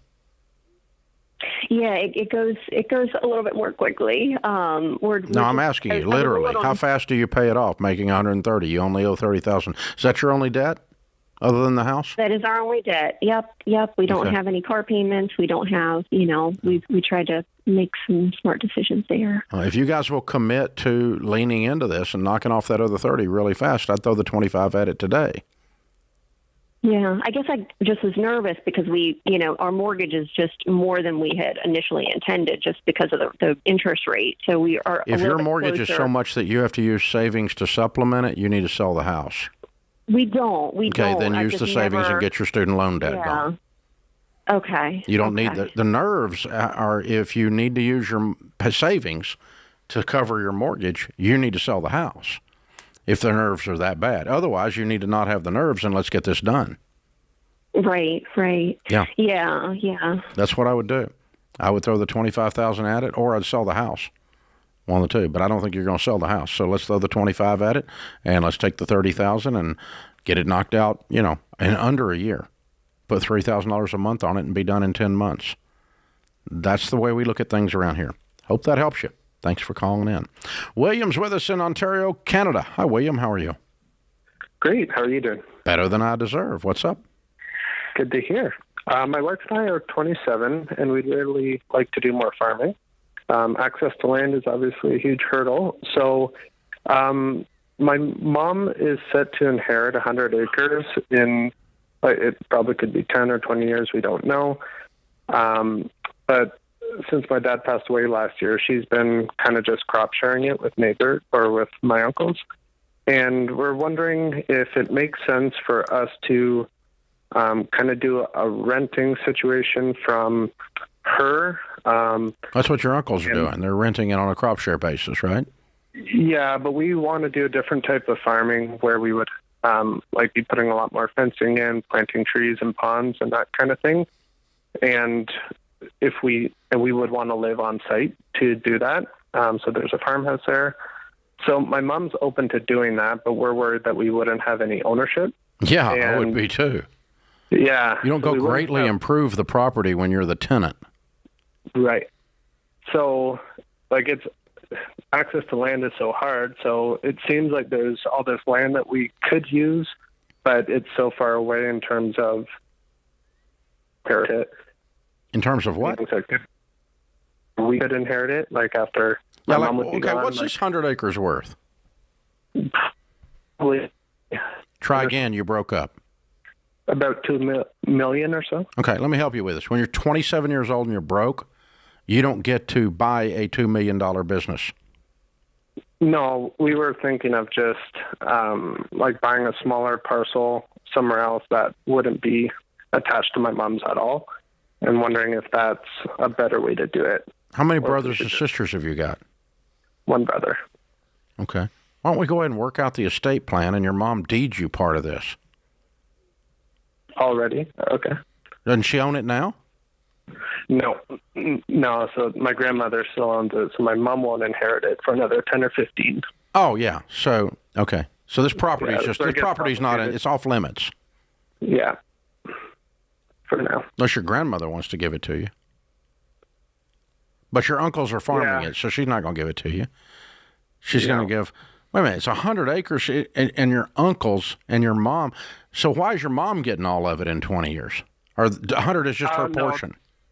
Yeah, there's 400 total. Oh, okay. Okay, that makes sense. All right. Yeah. Okay, that's not going to solve your equation. Okay, that's off limits. Waiting 20 years to do something, and fencing and putting ponds on property that's not yours is insanity. Too many things can go wrong with this. No. So if you want to go farm, what are you going to do? You're going to go lease some land somewhere and farm. Okay. That's what you're going to do. What your uncles are doing. Yeah, and we're worried about that as well in terms of improving the land while it's only a lease. That's why we're just thinking, so you'd recommend we just keep saving up until we can buy our own land that we can improve ourselves. Yeah, don't improve anything. But if you want to be in the farming business right now, you can be in the non-improving someone else's land farming business. Okay. Until you can get to where you can buy some land, and then you improve your own land. But there's not a model that we can recommend that you go spend $500,000 in 5 years of your life and lots of calluses and sweat to improve someone else's property, and then they end up with all that. No, that's not a good plan. And there's not a mechanism that protects you from that just because you have the love and the romanticism about farming. Farming is an incredible career, but don't do it in a stupid way, because like any career done stupid, it's not fun. This is The Ramsey Show.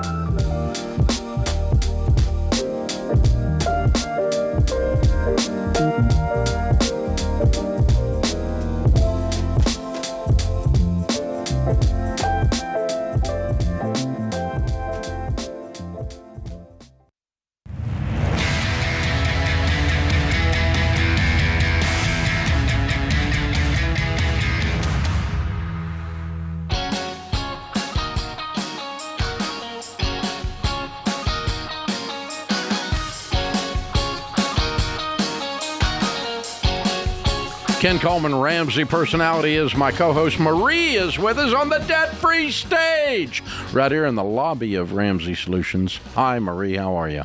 I'm good. How are you? Better than I deserve. Where do you live? Ottawa, Canada. Whoa! All the way from Canada to Nashville to do a debt-free scream. Well, congratulations. How much have you paid off? $132,627.42. Excellent. How long did that take? 46 months. Wow, good for you. And your range of income during that 4 years? It started at $59,063, and last year it was $54,550, and this year is going to be less, unfortunately. Okay. Why's your income going down? I had started with income replacement with Veterans Affairs, and when that ended, I was still sick with COVID, and so I got a part-time job, and I was just laid off last month. So. Oh, wow. Okay. All right, cool. So right now you're unemployed? Yes. And you paid off $133,000, making basically $55,000, $60,000 a year. Yeah. What kind of debt was the $133,000?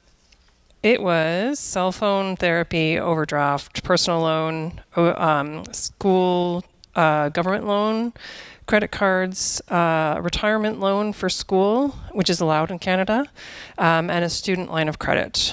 Wow. I also cash flowed windows, electricity, and fertility treatments during that time. You were kind of normal. I mean, you got debt on everything. Yep. So what happened to you 4 years ago that got you started on this Ramsey stuff? So I had, my mom had sold our childhood home and moved to Ottawa with me because I was going to be a midwife and on call 24/7. And she said that I could live rent-free as long as I was paying off my debt. And then after we moved, we were doing renos and we had a whole bunch of chaos. So May 2019 is when I really got serious about it. Okay. So your mom inspired this? Sort of, yeah. Yeah, okay. And then how did you get connected to Ramsey? I'd actually read your book, Total Money Makeover, in 2008. And the only piece that I took was Baby Step 2. So this is my second time through, but this one's going to stick. Ah, good. But now you're done. I mean, you're out of debt. You're done with that part anyway, yeah. Yeah. Yeah, so you get to move forward. You're not going back in debt again. No, and I listen to the podcast every day, so. Ah, well, thank you. We're honored to have you. What was the toughest part of this journey for you? I think just getting control of my budget. I am a spender with a surplus mindset, so not spending is extremely difficult. And as a single person with a daughter and taking care of my mother, it's, there's always things that you want and think you need. So that was the hardest part. And when I started the process, I was in school, and when I finished the process, I was back in school. So. What are you studying? I just finished cabinet making and furniture technician. Very cool. On August 18th. So. Okay. So you're ready to go to work doing that, huh?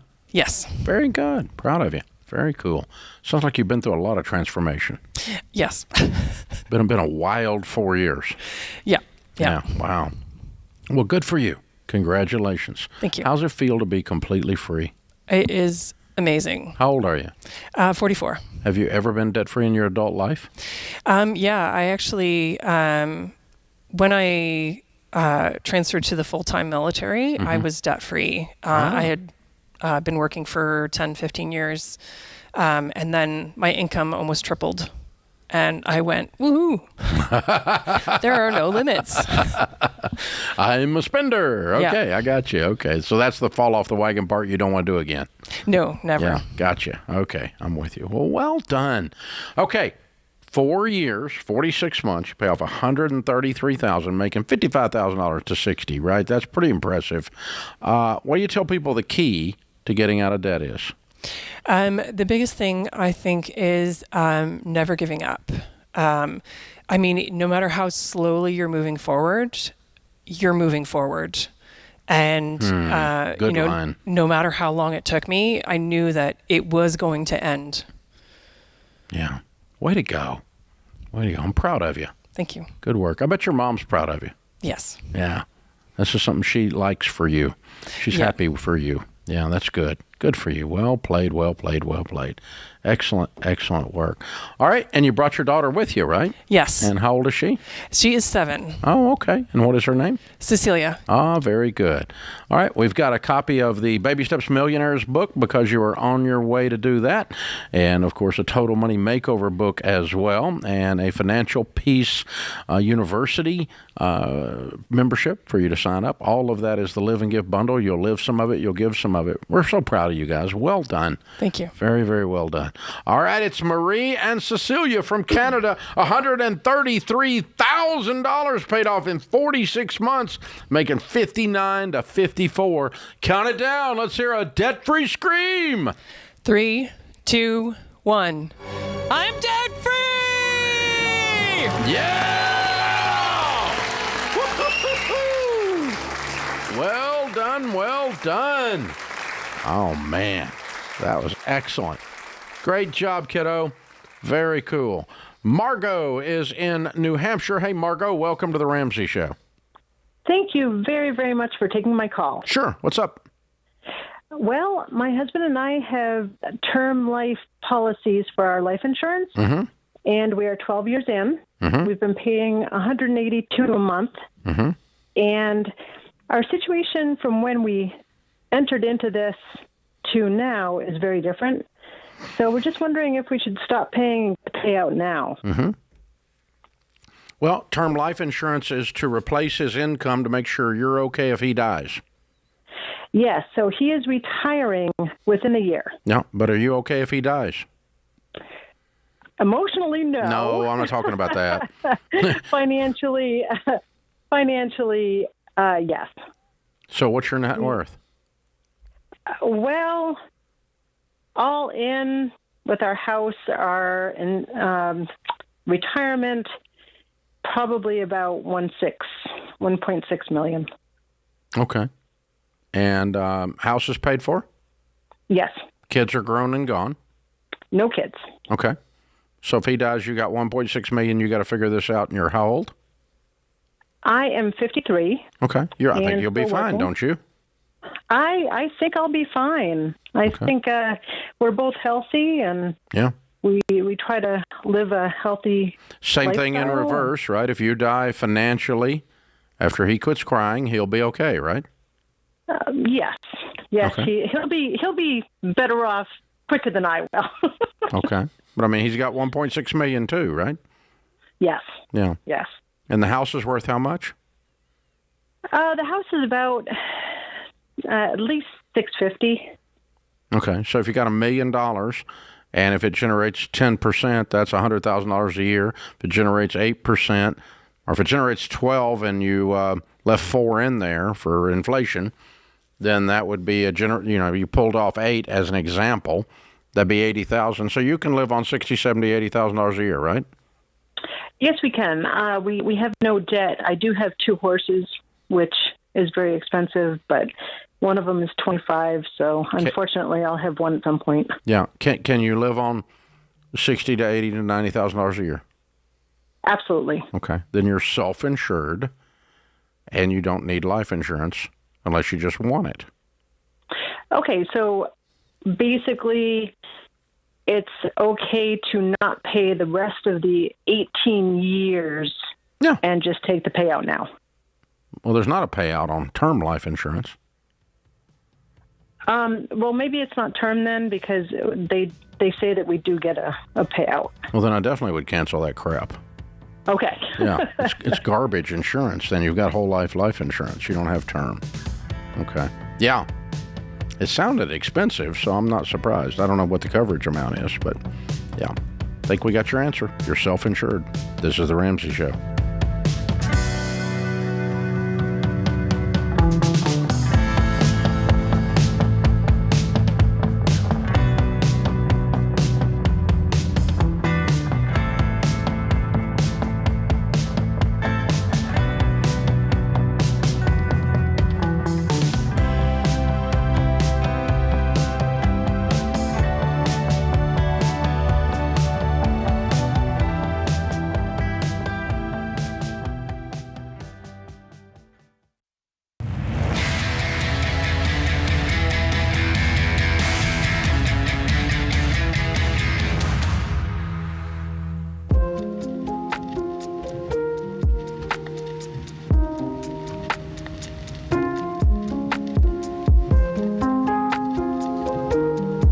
Our scripture of the day, James 1:22. Do not merely listen to the word and so deceive yourselves. Do what it says.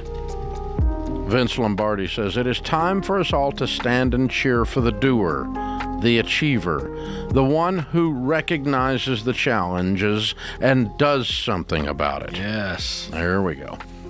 It's almost like the man in the arena right there. It really Good is. stuff, man. Well done. Well done. Hey, guys, it's almost over. The August cash giveaway. It'll end in just a couple days here. All month long, we're giving away cash. You win one of our $500 weekly prizes or even the grand prize of $3,000. To increase your chances, enter daily at RamseySolutions.com/giveaway. You can also get our best-selling books like The Total Money Makeover, Ken's #1 bestseller From Paycheck to Purpose, and Dr. John Deloney's Own Your Past, Change Your Future, his #1 bestseller. All of those are only $12 right now. And you can pre-order Dr. John Deloney's brand new book, Building a Non-Anxious Life, which comes out October the 3rd. And guess what? You'll learn the 6 daily choices to break free from a life spinning out of control, from a life of anxiety. Plus, when you pre-order today for just $20, you'll get $75 in free bonus items. All the Questions for Humans conversation cards are on sale for $12. All of this is happening in the store at RamseySolutions.com/store.